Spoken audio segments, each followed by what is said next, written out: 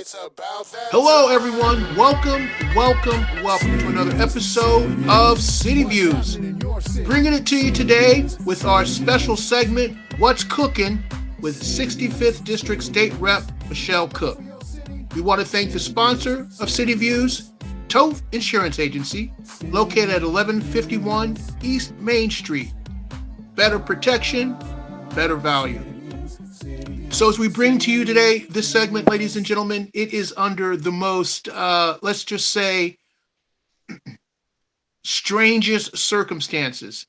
And Michelle, as an elected official, I'm sure that these very ominous situations affect you in both professional and personal ways.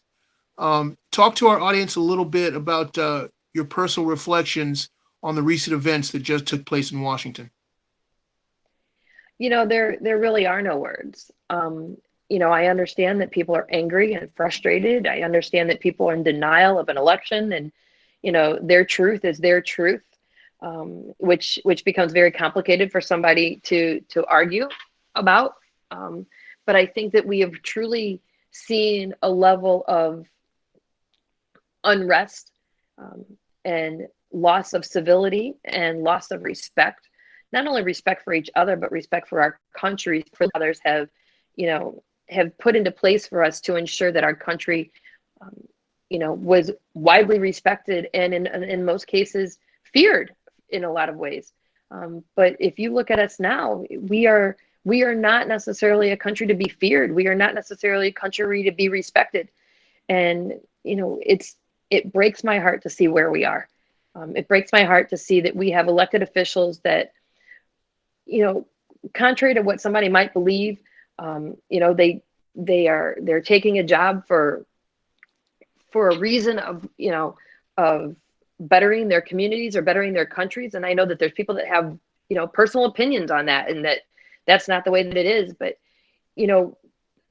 when I ran for office, I didn't run for office to be able to put myself in harm's way. I ran for office to try to make things better.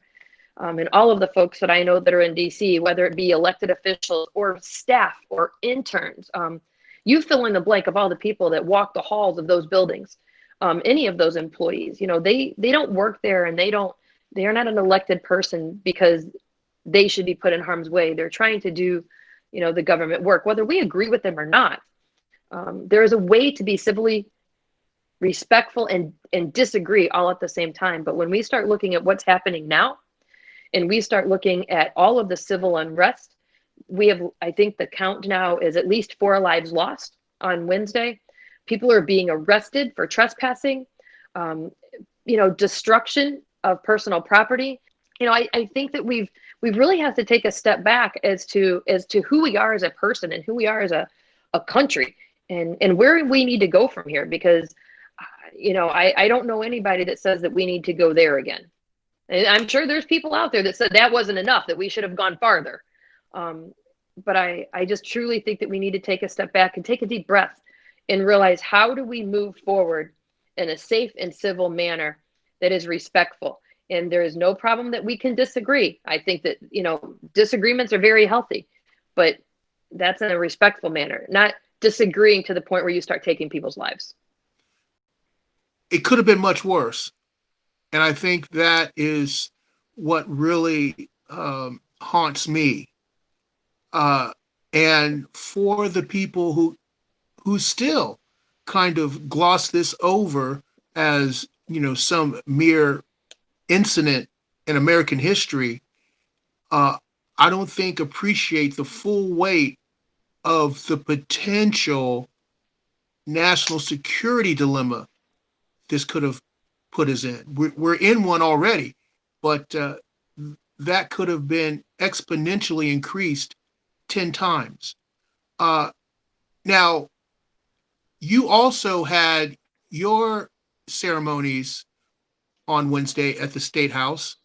Talk to our audience a little bit about the security preparations that went into that activity taking place.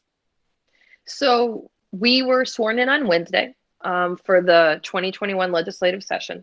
And we knew very clearly, we had already gotten wind that there were going to be protesters on a variety of different issues, whether they were the voting protesters that believed the election was a fraud, whether they were the anti-vaxxers or they were the vaccination people or the anti-maskers or the mask people, so we knew that there were going to be people up there voicing their opinions. But we have incredible security. Our police, our Capitol police officers are amazing and protect us in a way that I've never felt so protected. And we had a caucus letting people know that there were going to be protesters there, that we weren't sure how many, we weren't sure of, the actions of which you just don't know if you have a protest, so, what those actions might look at. So we were very sure to let everybody know to park in the garages, don't park on the Capitol grounds, travel together, don't travel, by yourself, stay inside as much as possible. We did have to walk outside to do one mass swearing in, and because if we didn't, we would still be there trying to do it by one. And, we had Jersey barriers right there. Our Capitol grounds were closed off to any visitors. We didn't even have family members coming in with us. And, if you wanted a family member to come in for a picture, you needed to make an appointment. And so a lot of it, we started those procedures for COVID reasons, by ensuring that things were socially distant and protected in that regard. And then as we found out that there were going to be protesters there, you just went more and more and more. I mean, being in this inside of our building is one thing, but when you're outside, it's a different type of exposure. For the most part, it's one way in, one way out of the Capitol building. People, our officers have pictures of who we are. We have badges to swipe in. There were no guests or visitors, like I said, allowed. And they kept any of the protesters off of the grounds. The Capitol grounds as a whole were closed. And if you were protesting, you needed to be in the park, just below the north steps of the Capitol. So there were officers at every door. And when we were outside, they were outside. And when we were inside, they were inside. I just don't think I don't envision what happened in DC happening to us the way that we were prepared. I don't see preparedness in the DC situation. I just don't. I don't understand why doors weren't locked from the inside, where you could get out, but you can't get in. I don't understand that. I don't understand a variety of different things. They were breaking glass and windows, rapidly. How is that even in this day where you have bulletproof glass? Why is that something that's still able to be happening? When you see the news and you have a standoff with guys on the outside of the House chamber, with guys on the inside of the House chamber, and there's guns on both sides, and they've barricaded the doors with furniture. You're in a complete lockdown. When you see some type of tear gas or what have you going off, when you see your congressional delegations putting on gas masks to ensure their safety, that's just beyond my comprehension. Mine too. And as a citizen, I gotta admit, this definitely ramps it up, because this was an assault on the people's house. Okay. Mm-hmm. And we fought a civil war over the Confederacy, and to see Confederate flags in the people's house as some type of trophy, it strikes at the heart of what our democracy is all about. And it does. I try to, stay objective as I possibly can, and look at both sides of the situation, because I think it is important to be objective and to be balanced. But to hear people try to blame the media for what happened, not realizing that AM radio is just as much a contributor to this as the insiders were there that day inciting this action to take place, I put it squarely in their laps. And until somebody in that party says, hey, let's try to clean this up a little bit, we're going to be in for a rocky road the next few years. So we are. We are. And I have to say, Michelle, I have a heart for all our public servants because I think that they do a tough job. And it's not easy representing so many people with different opinions, different perspectives. And certainly no one is expecting everyone to agree on everything. However, if we're not all working from the same playbook, then that's a problem. And that's true. But look, Jacque, we're never gonna see everything exactly the same. Like it's been like that since our country was founded, right? There's always going to be arguments and disagreements, and people are always going to see things differently. You and I might agree on 90% of the things, but that the other 5% we might not agree on, or we might have some similarities in our views, but some of them aren't. So here's the that's difference, never going away. But Michelle, we are supposed to be committed to working toward a more perfect union. True. And those are just basic constitutional precepts that have to be somehow disseminated throughout our society, I guess, because I guess people don't understand or think that. Because what I hear, or a lot of people talking about the problems that we have that are going on, with absolutely no pathway for remedy. So leadership. Right. That's what I was just going to say. I think that starts from the top, right? And regardless of what top that is, whether it's the top of your business, whether it's the top of the government, whether it's the top of your community, whatever it is, that you lead by example. And we've always been taught to respect those in charge and not disrespect, and so forth and so on. I also believe that there's a true element of instigation that we should hold people accountable for, and not make excuses for that. But there again, I go back to it. It's what you and I see, somebody else is going to see totally differently. So it's very difficult. I mean, I might not agree. Like I said, you and I might not agree on a lot of things, but I'm going to respect your opinions. Respectfully, I will disagree with you. But I'm also not going to charge your door, flatten your tires, or wave a gun at your head. I'm not going to threaten your life if we disagree. For me, I have a value on things. I think that the value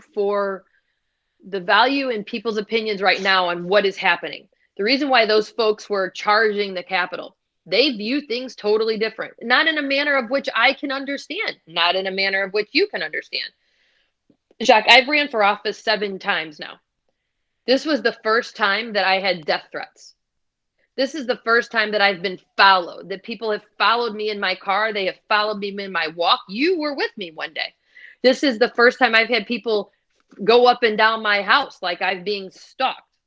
Or I had to have the police involved in a manner where they literally had to go see people because of what they were doing.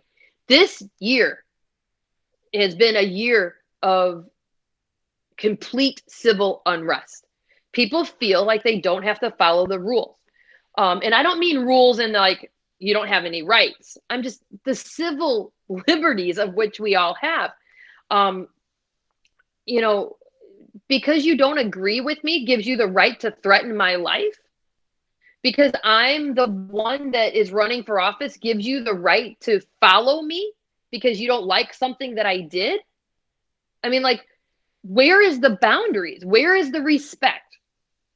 I mean, I might not like the person that's in office as president, or I might not like the person that's coming into office as president.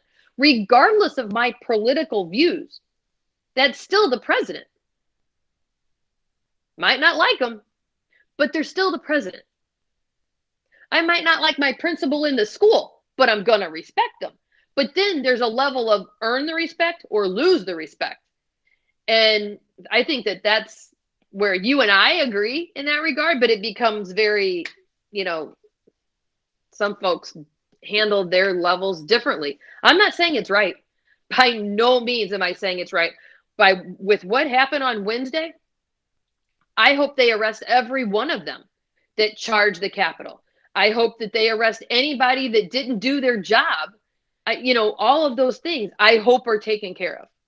Now, Michelle, this is something that I think is very important in this discussion, because part of this civil breakdown and civil unrest has occurred with our elected representatives.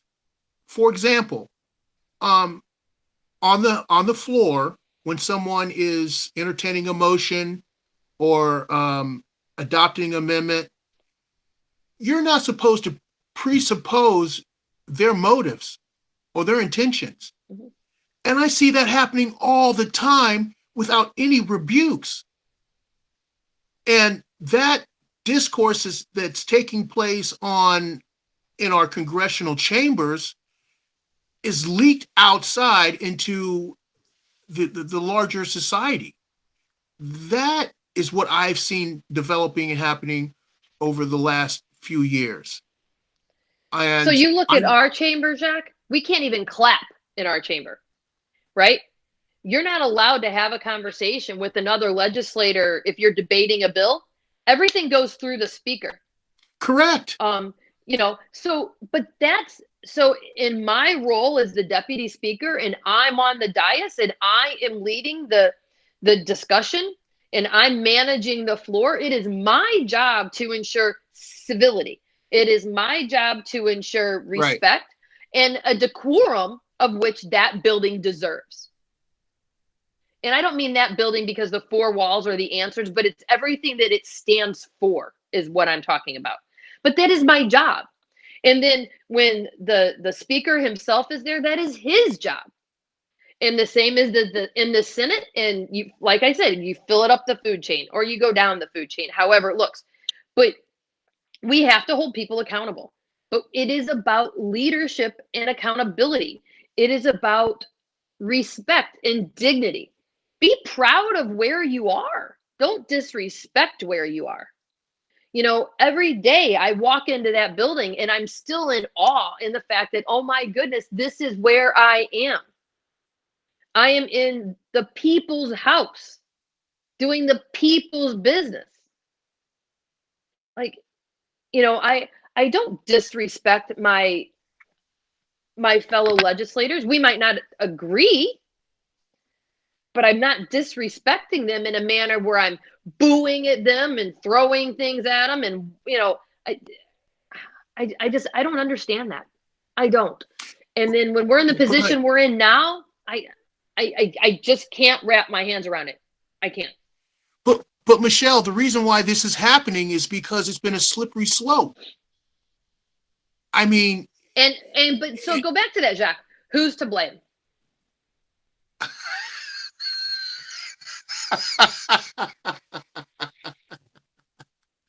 Well, actually, what I think is to blame are people who aren't even elected officials. They are media personalities. They are to blame because they get all these people. I think there's a lot of blame to go around. But let's just be honest. There's a basis from where this emanates from. When they got rid of the fairness doctrine and misconstrued news outlets and media outlets, entertainment outlets, so that now these entertainment outlets can spew all this toxicity into the airwaves without any accountability and try to represent themselves as a news agency. Right. And then people. But it also is here. Social media, the pros and the cons. Right? Right. I mean, I'm not arguing with you about I'm not arguing with you about the media world, but at the same time, I can put out here anything I want. And there are people that are going to believe it without ever doing any type of fact check. Any at all. So I sit here and I hit send, and it's out there for the whole world to see. I mean, I love social media. I love the internet. I think that it has made our world so much smaller, but it is also destroying us from the inside out. The point being that if I have the ability to make up anything I want and put it online for anybody to see it, and then that person, you know, that whole telephone thing, one person tells 10 and they tell 10 and they tell 10, but now with social media, one person could tell 1 million people at the flip of a switch. We could be instituting, you know, all sorts of things by some non-factual line that I wrote right here. I mean, we've got to do more. We've got to do our homework. We cannot just believe it is because somebody said it is. Have some personal responsibility and ownership and do your homework, and make sure that where you're doing your homework from is from factual sites. You know, I'm not talking about NBC, Fox, Battle. I'm not talking about any of that at all. I'm talking about when you're on the web and you are looking for things, or somebody posts something on Facebook or Twitter. I don't even have a Twitter account. So that's, you know, I'm not really good about talking about what's on those things. But, you know, when there's those accounts where you can put out anything, do your homework. You know, that's where it starts. It starts with us. It starts with personal responsibility. You know, if I said to you, hey, Jacque, you know what? The sky is black out there today. Are you going to go out there and look, or are you going to take my word for it? I mean, you know, like we have a level of responsibility. And if somebody said, you know, there's an accident on 202, so please avoid that, then that's something a little bit different. I'm going to avoid 202. It doesn't affect me one way or the other. But if somebody tells me that there's going to be, you know, there's going to be a disruptive march at the Capitol, I'm going to find out where that is, and I'm going to turn that information over to some other people who have more institutional knowledge than I do on things, and say, can you please look into this, because this could be a problem. I am not going to be the person that spreads send and share so everybody else can look at what may or may not be an upcoming threat or a problem. So in the big scheme of things, we do have some self-responsibility. Right. You know, and that's where I think that we've kind of gone a little bit of astray in that regard. That we don't always do our homework. We don't always investigate where the source is or what the information is. You know, we just take it for granted. I mean, I remember my father, when the internet came out, God rest his soul, that, you know, he would send me stuff and I'd be like, Dad, it's not true. Because the internet was so very new. And generationally, if you didn't grow up with it, you didn't understand some of the differences. It was really a learning curve, you know, and then it's growth and it's understanding. And then it's like, okay, well, now I got to check this and I got to check this, because you're right. It's really not always accurate. But how many of us are doing that? Or how many of us are just believing what we read? Well, I think that's predicated upon a situation, Michelle, where we all have busy lives, okay? Mm-hmm. And, you know, you work your 8 to 4, 9 to 5, you come home. 10 to 10. Whatever the case may be, you turn on the TV and you just automatically accept that the news that you're getting is credible. And that used to be the standard for generations. But now you have a false narrative being put out into the airwaves that has somehow co-opted itself into congressional legislation. And even though it's more on a national level, it's supported by local communities. The Josh Hawleys of the world have people who voted for them. Mm-hmm. So because, and why is that? That is because somebody says something that that person has thought or believed, right? yes, And I think that that's, 4 years ago when the election happened, the reason why the election played out a variety of different reasons for a variety of different ways. But when you look at people that are, they're not necessarily politically entrenched. They're not necessarily, quite frankly, they might not even care. They're your worker bees that are doing their thing and they're just trying to get by, and they're, like you, like me, you live paycheck to paycheck. You're doing everything you can to ensure that you keep a roof over your head and some food on your table. And if you are blessed, all of those things happen to you and you have your health. But then you have the other folks that might not have what you and I would call blessings. They might not have those. There are those folks out there that work 2 and 3 jobs. They still can't make ends meet. They're not able to have a roof over their head. Sometimes they're homeless. Sometimes they go to bed hungry.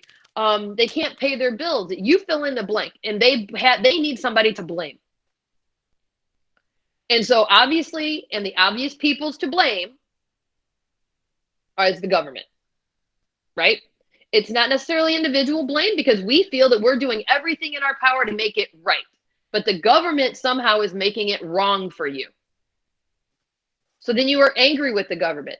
And then when somebody comes in and is running for office and says all of the things that you've said or thought at your kitchen table, or you've talked about in the locker room or at the lunchroom, that's a breath of fresh air from the traditional suited, Democrats and Republicans that have always ran for office. The problem that you have with all of that is where we are right now. There's also that lack of disrespect for the positions of where we hold. I don't care if you're Republican, Democrat, Independent, Green Party, unaffiliated, you fill in the blank. None of that matters as long as we can all agree in a respectful discourse. But when people start having their lives threatened, when people's lives are uprooted, when people are, in a manner where they cannot walk out of their house or do their job in a manner of which they need to because somebody else has threatened them. Why has that person threatened them? Why don't they believe in the person that's there? Because of something that they've heard or because of something that they've read in somebody else's interpretation. And 9 times out of 10, nobody picks up the phone and says, "Hey, Jacque, I heard you say this. Did you say that? Because what you said really bothered me. I just want to clear the air." We don't do that anymore. We communicate behind these. And we need to get back to the communication of in-personness. Obviously, right now, it needs to be 6 feet with a face mask, but we need to be able to be respectful, know your neighbors, know your community members, get involved in your community. I don't care what that involvement is, but get involved. Instead of spouting off what's not factual, learn the truth. If you want to know what's going on locally, go to the local meetings. If you can't get to them, most of them are on the internet, watch them. If you want to know what's going on at the State House, watch what's going on at the State House. Get involved, ask questions. If you want to know what's going on with your federal government, I urge you to do the same. Don't sit back and complain about it. Do your research, get involved, be active, ask questions, learn the facts. But if we don't learn the facts and we're just assuming that what I hear or what I read is right, we now see what has happened on Wednesday. And that scares me. It scares me for our communities. It scares me for our states and our countries. It scares me for our kids and our kids' unless we get it under control.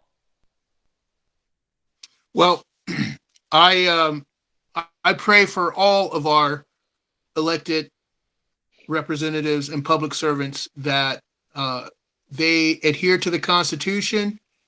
And I also ask that same from our citizenry, that we're vigilant yet mindful of civil discourse that's necessary in a constitutional republic. So, Me too. Michelle, I mean, it's Jacque, it's not right. When I ran for office, my father's biggest fear, and that was in 2008, my father's biggest fear was that something would happen to me. And me, in my, Dad, I'll be fine. Nothing is ever going to happen to me. And subsequently, within a year or two, Gabby Gifford got shot. Doing her job in a public appearance. My father instantly calls me and says, kiddo, that's what I'm talking about. It's not safe. You really need to rethink it. My response to my father is, Dad, I took this oath for the people. Not something that I had ever aspired to be, but something that I truly love now. You know, and I, a born and raised Southern Baptist girl, believe that if it's my time, it's my time, short of me jumping out in front of the bus and ending my time a little bit early, I will be protected in a manner. But at the same time, I didn't take this job for somebody to take my life. And I could say that for any of my colleagues at the State House and any of the people that I know in DC. That breaks my heart that we have people that are being put in harm's way for selfish, independent viewed individuals. I don't mean independent and party-like, it's just my own independent views. My kids should not have to lose their mom because she's an elected official, because somebody doesn't agree with them.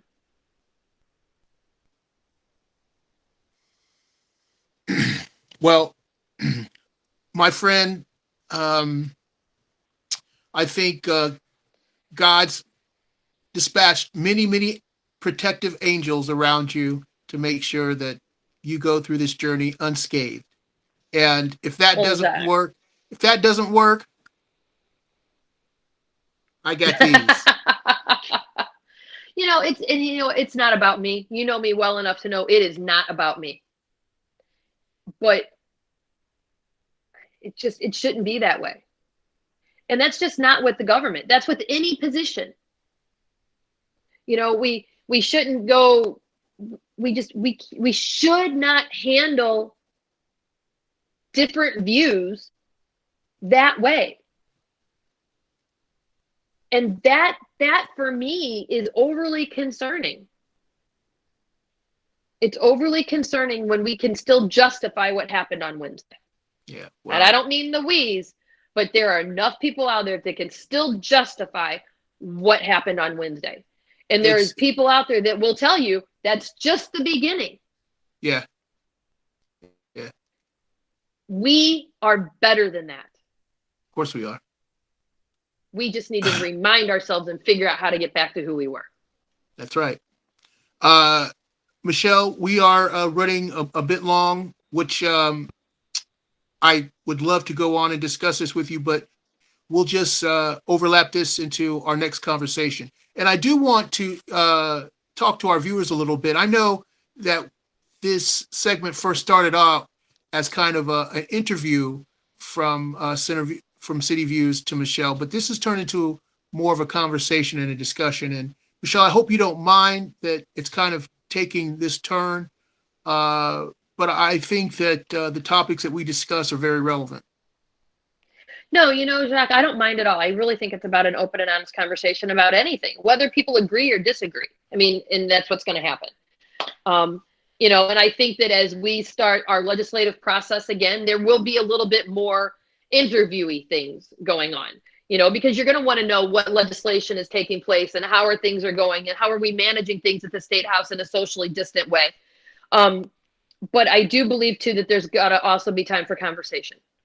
And people need to know that it's not just about what happens in Hartford, but it's about what happens everywhere.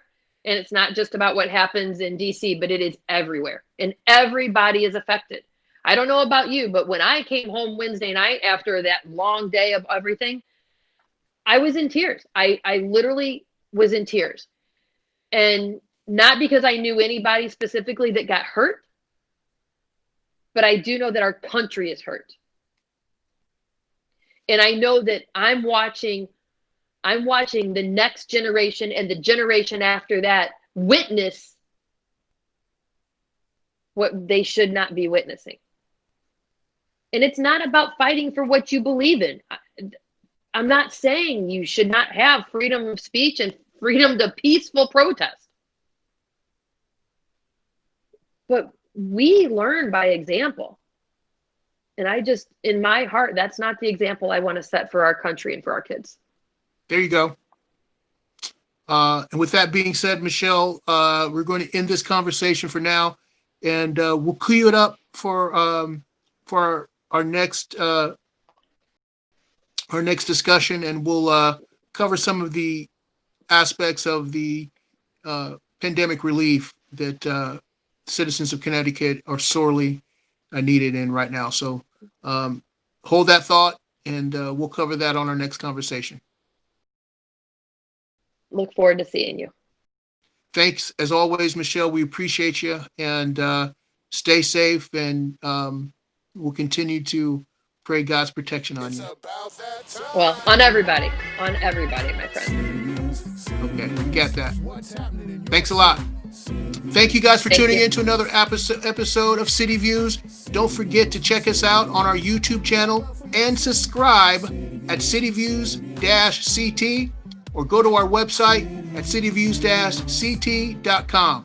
Stay tuned and check out more coming at you right here from City Views.